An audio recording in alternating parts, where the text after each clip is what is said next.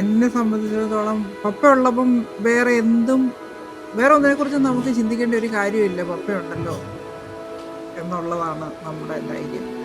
എന്ത് വലിയ പ്രശ്നം വന്നോട്ടെ, എന്തും വന്നോട്ടെ, ആകാശം ഇങ്ങ് ഇടിഞ്ഞു വീഴുവാണെങ്കിലും വന്നിട്ട് നോക്കാം എന്നുള്ളൊരു ചങ്കൂറ്റം പപ്പ.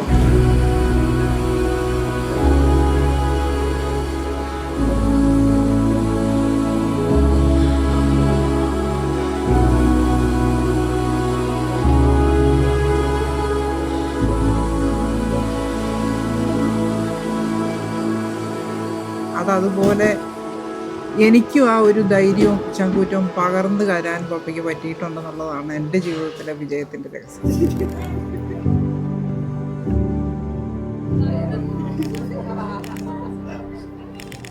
പപ്പയുടെ കയ്യിൽ നിന്ന് കിട്ടിയെന്ന് പറഞ്ഞാൽ എന്ത് പ്രശ്നം വന്നാലും ചങ്കൂറ്റത്തോടെ നേരിടണം. എന്ത് വന്നാലും നമുക്ക് സോൾവ് ചെയ്യാൻ കഴിയാത്തൊരു വിഷയമില്ല എന്നുള്ളത് പപ്പയെ സംബന്ധിച്ച് പപ്പയിൽ നിന്ന് പഠിക്കേണ്ട ഒരു കാര്യമാണ്. എന്ത് പ്രശ്നം വന്നാലും പുള്ളിക്ക് അതിൻ്റെ ഒരു സൊല്യൂഷൻ ഉണ്ട്. പുള്ളി അത് തൻ്റെ ഇടത്തോടെ നേരിടും.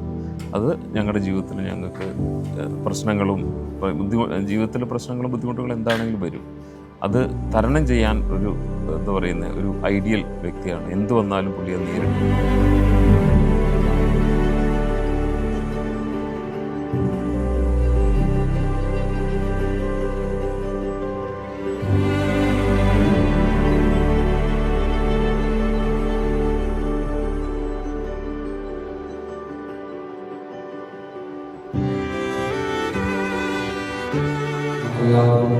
പ്രിയകരമായ ഇവിടെ പ്രിയപ്പെട്ട സെബാസ്റ്റ്യന്റെ അതുപോലെ തന്നെ ശേഷിക്കുകയും 30ാമത് വിവാഹവാർഷികം അതുപോലെ ആഘോഷിക്കുകയാണ്.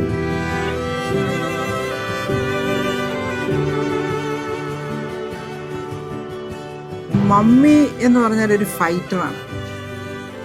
എന്ത് ജീവിതത്തിലെ എല്ലാ കഷ്ടപ്പാടുകളിലും ദുരിതങ്ങളിലും പ്രശ്നങ്ങളിലും ഒന്നും ഒരിക്കലും മമ്മി തളർന്നിട്ടില്ല. മമ്മി പൊരുതി ജയിച്ച ഒരാളാണ്. ജീവിതത്തിൽ നമുക്ക് നേരിടാവുന്ന എല്ലാ പ്രശ്നങ്ങളിലും വിജയം നമുക്കുണ്ട്. ദൈവത്തിൽ വിശ്വസിച്ച് ആശ്രയിച്ച് ജീവിക്കാം എന്ന് പഠിപ്പിച്ചതാണ്.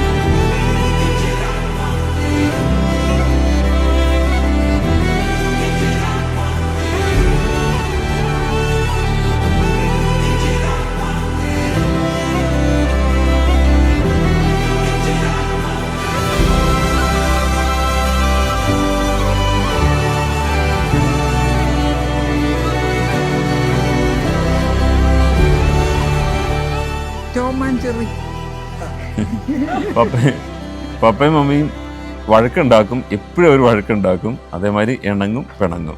അതാണ് അവരൊരു ലൈഫിൻ്റെ ഒരു സ്റ്റൈൽ എന്ന് പറയുന്നത്. പക്ഷേ പപ്പയെ സംബന്ധിച്ചിടത്തോളം മമ്മി എന്ന് പറയുന്ന ഒരു വ്യക്തി ഇല്ലാത്ത ഒരവസ്ഥയെപ്പറ്റി ചിന്തിക്കാൻ പറ്റുമെന്ന് എനിക്ക് തോന്നുന്നില്ല. മമ്മി എപ്പോഴും പപ്പയുടെ വഴക്ക് പറയുമെങ്കിലും പപ്പയെ ഒരു ദിവസം കാണാതിരിക്കാൻ ബുദ്ധിമുട്ടുള്ള വ്യക്തിയാണ് മമ്മി.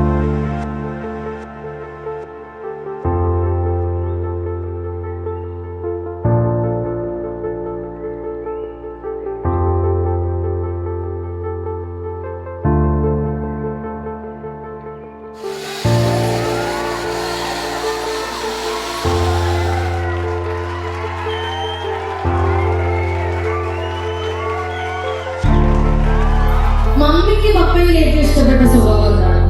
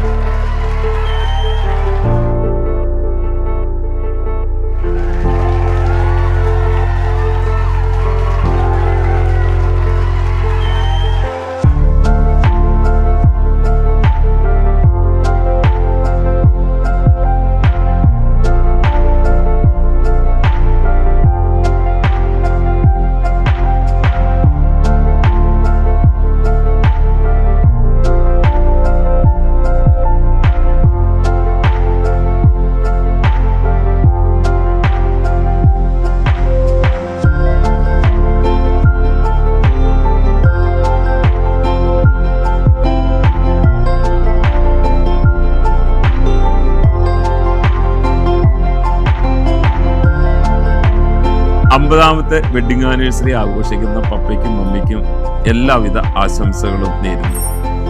Happy anniversary.